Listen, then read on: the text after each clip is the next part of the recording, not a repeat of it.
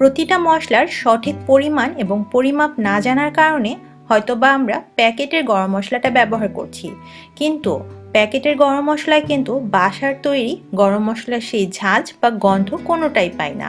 আর এই কমপ্লেনটা সবার মধ্যে থেকেই যায়, আর ভেজালের প্রশ্ন তো আছেই।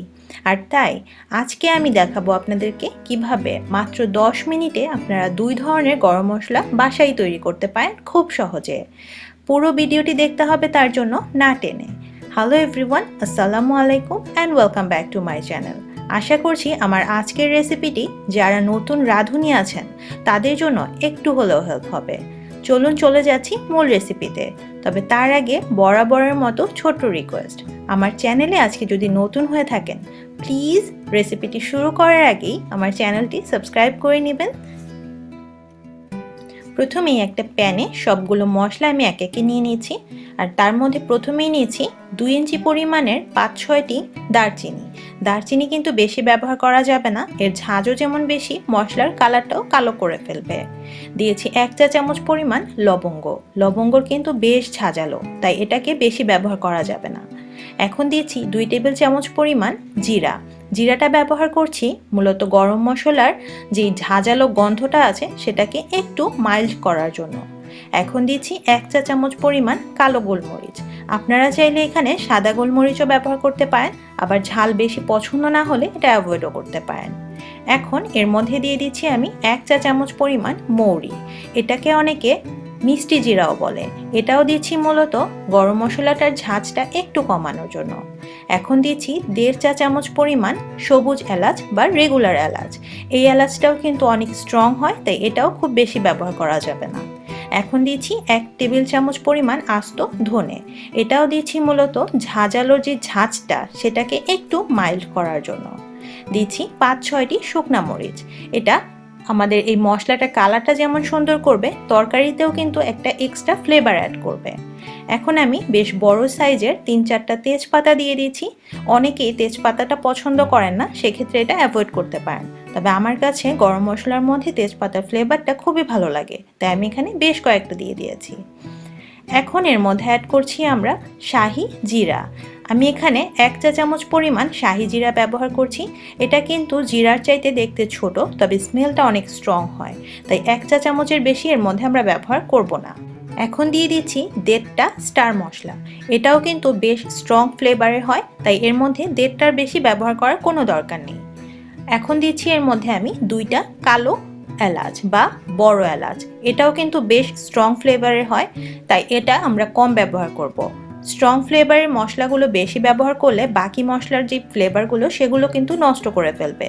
দিয়ে দিচ্ছি ছোট্ট একটা জয়ফল। জয়ফলটার কিন্তু স্মেল অনেক স্ট্রং হয়, তাই ছোট্ট একটা আমি ব্যবহার করেছি, বড় হলে অর্ধেক করে ব্যবহার করতে হবে। এখন দিচ্ছি একটা জয়ত্রী। জয়ত্রীটা অনেক বেশি স্মেল স্ট্রং থাকে, তাই এটাকেও আমি অল্প একটু ব্যবহার করছি। এখন এই সবগুলো মশলাকে আমরা চুলায় হালকা করে ভেজে নিব।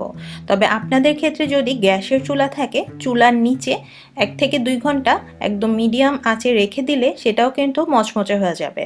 তবে আমার যেহেতু গ্যাসের চুলা নেই, তাই আমি এটাকে চুলাতেই ভেজে নিচ্ছি। মেইন কথা হচ্ছে আমাদেরকে এগুলো মচমচে করতে হবে, আর সেটা যেভাবেই হোক। এখন যে বড় মশলাগুলো আছে সেগুলোকে আমি হালকা করে ভেঙে দিচ্ছি, যাতে করে ভাজতে সুবিধা হয় এবং মেশিনও বেশি প্রেশার না পড়ে। আমার সব কিছু রেডি হয়ে গেছে, দেখতেই পাচ্ছেন। এখন এটাকে আমরা চুলাটা ধরিয়ে দিয়ে 1 থেকে 1.5 মিনিটের মতো একদম হালকা আঁচে ভেজে নিব। তবে খুব বেশি আঁচে কিন্তু এটাকে ভাজা যাবে না, তাহলে কিন্তু মশলার যে ফ্লেভারটা সেটা সম্পূর্ণ বের হয়ে যাবে, আর মশলার যে স্মেলটা সেটা নষ্ট হয়ে যাবে। তরকারিতে দিলে সেই ফ্লেভারটা আমরা পাবো না, তাই হালকা একটু ফ্লেভার বের হওয়ার সাথে সাথেই আমাদেরকে চুলাটা অফ করে দিতে হবে। খুব বেশি ভাজার কোনোই প্রয়োজন নেই। আমি এটাকে ঠিক 1 মিনিট ভেজেছি, দেখতেই পাচ্ছেন এটার কালার বা রং কিছুই কিন্তু চেঞ্জ হয়নি। এখন এটাকে আমরা চুলা থেকে উঠিয়ে ঠান্ডা করে নিয়েছি, আর ঠান্ডা করে আমি যে গ্রাইন্ডারে গ্রাইন্ড করব সেটাতে নিয়ে নিয়েছি। আপনারা চাইলে এটাকে পাটায় পিষেও করতে পারেন, তবে যদি মেশিনে করেন খেয়াল রাখবেন মিনিমাম যাতে 400 ওয়াটের মেশিনটা হয়, নয়তো কিন্তু মেশিনটাতে বেশি প্রেসার পড়ে যাবে আর মেশিন নষ্টও হয়ে যেতে পারে। এখন এটাকে আমরা ব্লেন্ড করে নিচ্ছি খুব ভালোভাবে, যতক্ষণ পর্যন্ত না মিহি হয়। এখন যদি আপনার মনে হয় যে এটা খুব ভালোভাবে মিহি হচ্ছে না মেশিন দিয়ে, সেক্ষেত্রে আপনারা কিছুক্ষণ এটাকে ব্লেন্ড করে একটা চালনিতে চেলে নিতে হবে। তবে আমারটা খুব ভালোভাবে ব্লেন্ড হয়ে গিয়েছিল, তাই আমি এটাকে আর চালিনি। আমি মোটামুটি 4 থেকে 5 মিনিট এটাকে ফুল স্পিডে ব্লেন্ড করেছি। আমার ব্লেন্ড করা শেষ, আমি দেখিয়ে দিচ্ছি এটা কতটা পারফেক্টলি গুঁড়ো হয়েছে। দেখতেই পাচ্ছেন আমারটা কিন্তু একদম পুরোপুরি পাউডার হয়ে গেছে, তাই এটাকে আমি আর চালছি না বা আবারও প্রসেস করছি না। তবে আবারও বলছি, যদি মনে হয় আস্ত থেকে গেছে তাহলে কিন্তু এটাকে হালকা করে চেলে নিতে হবে, কারণ এই মশলাগুলো যদি আস্ত থাকে তরকারিতে দিলে কিন্তু সেটা কামড়ে পড়বে আর খেতে মোটেও ভালো লাগবে না। এখন এটাকে আমি একটা এয়ারটাইট বয়মে নিয়ে নিয়েছি, আর এটাকে বন্ধ করে মোটামুটি আপনারা 1 থেকে 1.5 মাস নিচে রেখে খেতে পারবেন। তবে চেষ্টা করবেন এয়ারটাইট বয়মে ব্যবহার করতে। এই তো গেল শাহি মশলা। এখন প্রশ্ন হচ্ছে নর্মাল গরম মশলা কিভাবে তৈরি হবে। এই মশলাটা থেকে বড় এলাচ, জয়ফল, জয়ত্রী, শাহি জিরা, স্টার অ্যানিস আর মৌরি, এই কয়েকটা মশলা যদি আপনারা অ্যাভয়েড করেন বা সরিয়ে নেন বা ব্যবহার না করেন, সেক্ষেত্রে কিন্তু তৈরি হয়ে গেল আমাদের নর্মাল গরম মশলা।